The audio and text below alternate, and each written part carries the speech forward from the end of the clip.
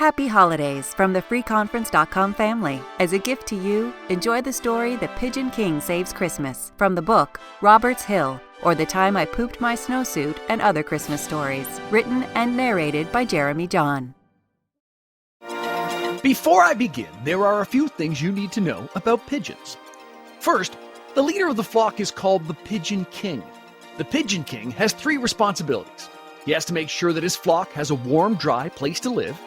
He must keep the flock safe, and he must make sure that the flock has plenty of food.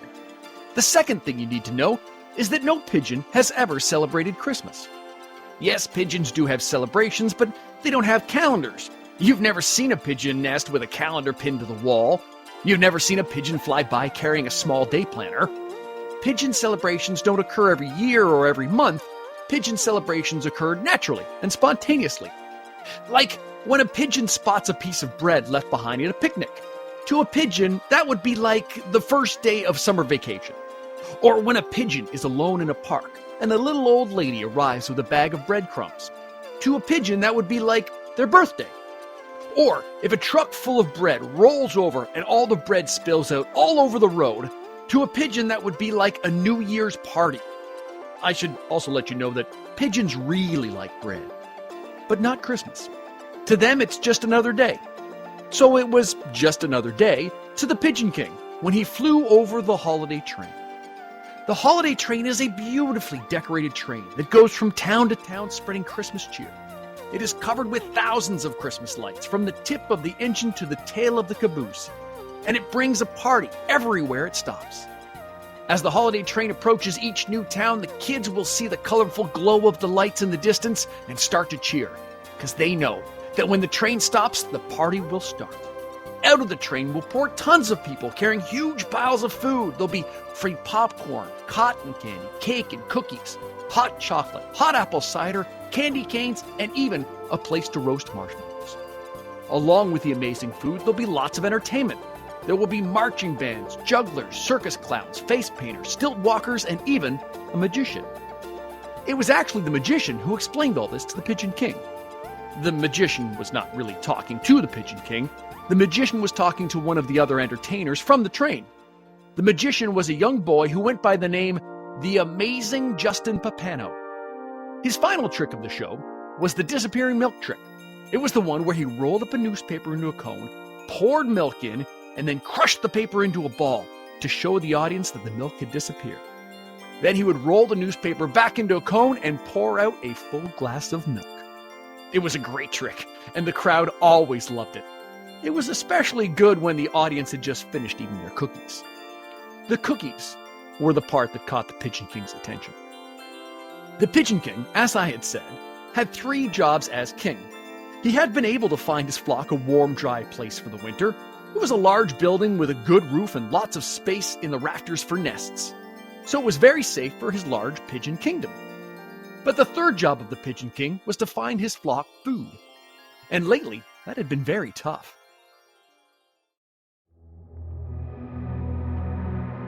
This winter was very cold and very windy, so the little old ladies who fed his flock at the park were staying home. And the old men who filled the bird feeders in their backyards had been neglecting their duties. And the children who brought crackers and chips to the playground were busy spilling their snacks inside, where the Pigeon King and his flock could not get them. So when the amazing Justin Papano started talking about the food that was headed to the next town, the Pigeon King knew that he needed to learn more. He flew to a spot high up under an overhang and listened while the young magician talked about the popcorn, cotton candy, cake, cookies, and roasted marshmallows. The Pigeon King knew what he had to do. He had to get his flock some of that food. His plan was simple. Find out where the train was headed, fly back and get the flock. Watch the kids spill popcorn and cookies all night, and then the pigeons would feast. It was the perfect plan. And a few things that you should know about squirrels. First, they're very mischievous. Now that doesn't mean that they're bad, just a little naughty. Squirrels like going places and doing things that maybe they shouldn't. They don't think about the consequences of their actions. Squirrels might think they're having harmless fun when really they're causing a lot of trouble. The second thing you need to know about squirrels is that pigeons and squirrels have a tense relationship. The two groups are friendly, but they often compete. They're often looking to live in the same trees. They are often looking to use the same sticks for their nests. They are often looking to eat the same breadcrumbs thrown by the same little old ladies. Also, just like pigeons, squirrels really like bread. The Pigeon King was watching from his perch when the first of the squirrels came out of the woods and climbed onto the holiday train. The squirrel went right to one of the bright Christmas lights and started to investigate. The squirrel sniffed it, then poked it with his paw, then licked it to see if he could eat it. If the squirrel had stopped there, the Pigeon King and the squirrels would have avoided a lot of trouble. But the squirrel started to turn the light bulb. He twisted it twice, and the bright red light came out in his mischievous little paws. The squirrel thought that making the first light come out was neat. He thought the second one was funny, and the third one was hilarious. After he untwisted the fourth one, he threw it over the side of the train and down into the snow. Then he called his friends over to see what he'd discovered about the lights. One after another, the squirrels came out of the woods and learned the secret of turning off the lights. They would twist the bulbs and laugh when the light turned off, and then they would call more friends from the woods, who would then come and turn off even more lights. The army of squirrels made quick work of the train. Before long, all of the light bulbs had been taken out and were sitting in snowbanks on either side of the train tracks.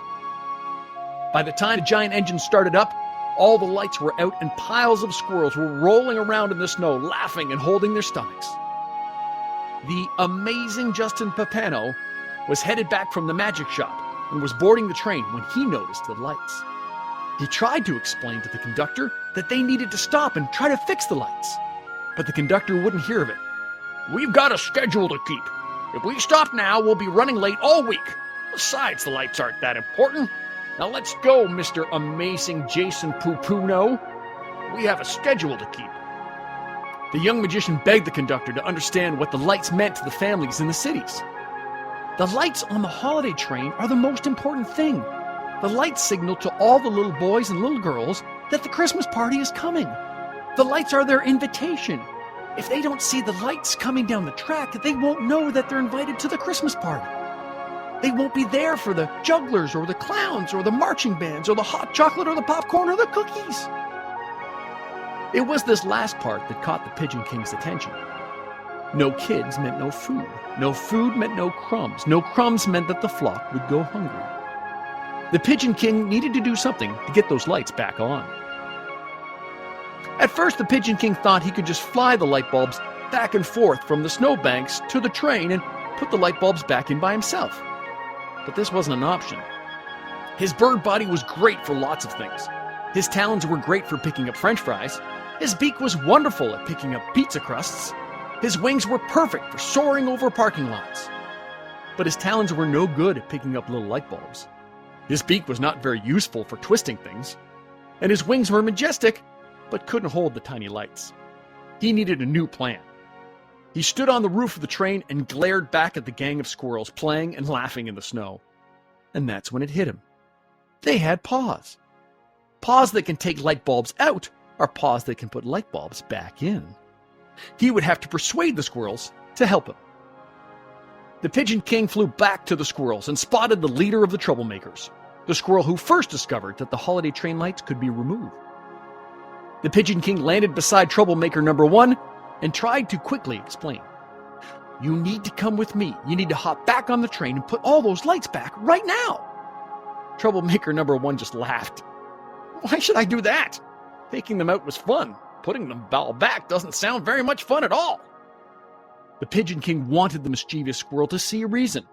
He wanted the squirrel to understand that the lights meant kids and kids meant food, enough for everyone. But the Pigeon King didn't have time. Instead, he pecked the squirrel on the head. "Ow!" said the squirrel. "Peck!" went the Pigeon King. "Ow!" said the squirrel. "Peck!" went the Pigeon King. "Ow!" said the squirrel. "Peck!" went the Pigeon King. Okay, said the squirrel. And troublemaker number 1 headed from the snowbank to the slowly moving train. In his right paw, he carried one red light bulb. The Pigeon King knew right away that his plan would never work. The train was already starting to roll. One squirrel running back and forth with one light bulb at a time would never be able to get all the lights back on the train before it reached the next town. The Pigeon King needed a new plan. He needed more squirrels. He quickly flew over to the squirrels that he thought of as troublemakers 2, 3, and 4, and he began to explain. You need to come with me. You need to hop back on the train. Then the Pigeon King realized he did not have time for an explanation. He needed to skip to the end, and he pecked the closest squirrel on the head. Ow! Said troublemaker number 2. Peck! Went the Pigeon King. Ow! Said troublemaker number 3. Peck! Went the Pigeon King. Ow! Said troublemaker number 4. The Pigeon King leaned back for another round of pecks. Okay, said troublemakers 2, 3, and 4. And they each ran off to gather light bulbs from the snowbank. This plan was better, but it still wasn't enough. The Pigeon King needed more furry-tailed helpers. The Pigeon King flew to the biggest group of laughing squirrels, and he pecked the first squirrel on the head. What was that for? Said the squirrel. Oh, right, sorry, I forgot to do the other part first, sorry.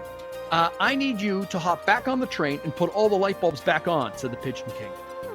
And if we don't, said the squirrel, rubbing the top of his head. Peck, went the Pigeon King. Yeah, that's what I thought, said the squirrel as he ran toward the snowbank full of light bulbs, followed by his friends. Before long, the Pigeon King had all the mischievous squirrels running back and forth between the pile of lights and the rolling holiday train. But he knew they would never make it. The train was going faster and faster, while the squirrels were getting slower and slower. While the train was building up momentum headed toward the next town, his furry-tailed co-workers were getting tired running beside the train tracks carrying one colored light bulb at a time. The Pigeon King needed more workers and a faster way to and from the train. He needed to get more bulbs in fewer trips. The Pigeon King had an idea. He flew away from the train station and headed for the large building with the good roof and lots of space in the rafters for nests. When he returned with his flock, they all knew the plan. Find a squirrel, fly them from the snowbank to the train and back. Make sure each squirrel is carrying as many light bulbs as possible. And if the squirrels had any concerns about this new plan, a small peck on the head should answer any of their questions. Before long, the Pigeon King was soaring over the holiday train. Pigeons and squirrels swooping beneath him. Each pigeon carried a squirrel. Each squirrel carried 4 light bulbs. And the occasional, ow, would tell the Pigeon King that everyone still understood the plan. When the final light was put in place, the entire train lit up in brilliant colors. The bulbs shined and twinkled on the snow as they rounded the final bend before the station. As the brightly lit locomotive came into view, the crowd cheered and clapped for the holiday train and its unseen crew of proud pigeons and sore-headed squirrels. The amazing Justin Papano was the first one off the train.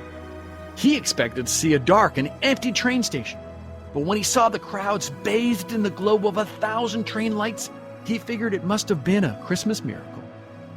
He waved to the crowd and shouted, "Merry Christmas!" and shot fire from his fingertips, one of his favorite tricks. The Pigeon King watched as the party flowed out of the train and covered every inch of the station. To his left, kids were dropping cookie crumbs in front of the marching band. To his right, children were spilling popcorn as they watched the clowns. Down in front of him, little boys and little girls fumbled sticky and sweet roasted marshmallows as they watched the magic act. And to the Pigeon King, it was just like Christmas morning.